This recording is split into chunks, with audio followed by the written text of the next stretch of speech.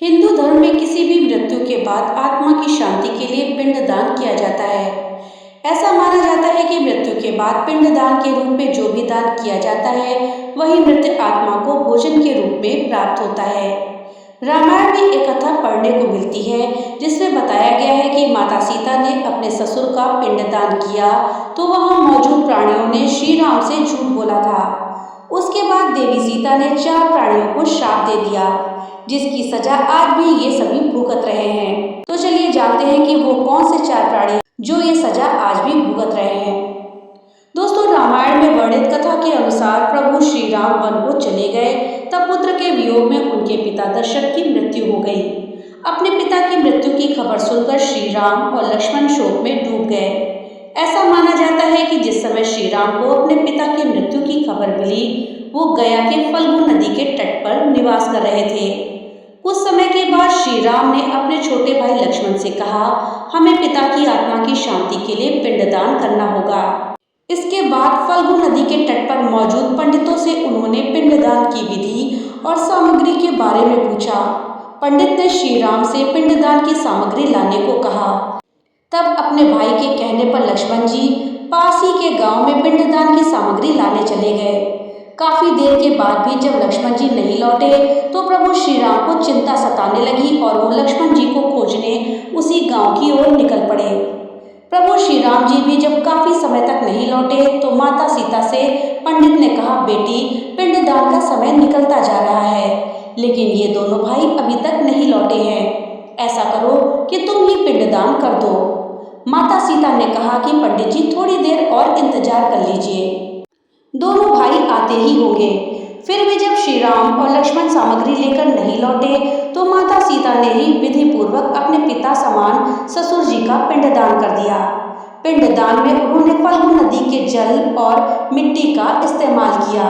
देवी सीता के पिंडदान करने के कुछ समय बाद जब श्री राम और लक्ष्मण वापस आए तो माता सीता बोली, पिंडदान का समय निकलता जा रहा था, ऐसे में मैंने विधि पूर्वक पिताजी का पिंडदान कर दिया है। साथ ही ये भी कहा कि मेरे इस कार्य के साक्षी पंडित जी, गाय, कौवा और फल्गु नदी भी हैं। माता सीता की बातों पर प्रभु श्री राम को विश्वास नहीं हुआ। फिर उन्होंने सबसे पहले पंडित से पूछा, क्या देवी सीता सही कह रही हैं? परंतु पंडित ने कहा, मैं नहीं जानता, मैंने देवी सीता को पिंडदान करते हुए नहीं देखा। फिर श्री राम ने कौवे से पूछा लेकिन कौवे ने भी सच नहीं बोला। उसने भी कहा कि मैंने सीता जी को पिंडदान करते हुए नहीं देखा है। उसके बाद जब श्री राम गाय के पास पहुंचे और उससे पूछा कि तुमने क्या सीता जी को पिंडदान करते हुए देखा है, तो गाय ने भी झूठी गवाही दी और कहा, मैंने सीता को पिंडदान करते हुए नहीं देखा। अंत में फल्गु नदी ने भी श्री राम के पूछने पर झूठ बोला और कहा, मैंने सीता को पिंडदान करते हुए नहीं देखा। चारों की बातें सुनकर श्री राम और लक्ष्मण को लगा कि सीता झूठ बोल रही हैं।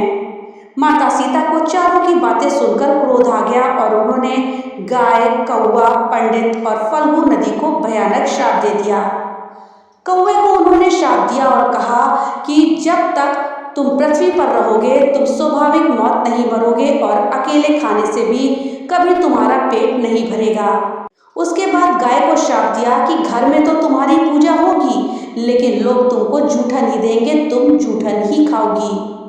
फिर पंडित जी को उन्होंने श्राप देते हुए कहा कि तुम्हें कितना भी दान मिल जाए लेकिन तुम हमेशा दरिद्र ही रहोगे। और अंत में फल्गु नदी को श्राप दे दिया कि तुम नदी होते हुए भी हमेशा सूखी रहोगी। और दोस्तों, उसके बाद फल्गु नदी हमेशा के लिए सूख गई और आज भी फल्गु नदी सूखी ही है। ऐसा माना जाता है कि माता सीता के श्राप के कारण ही इस कलयुग में भी ये चारों प्राणी ऐसी सजा भुगत रहे हैं। आपने देखा होगा कि कौवा कभी भी स्वाभाविक मौत नहीं मरता है, हमेशा झुंड में ही खाता है और झुंड में ही मरता है।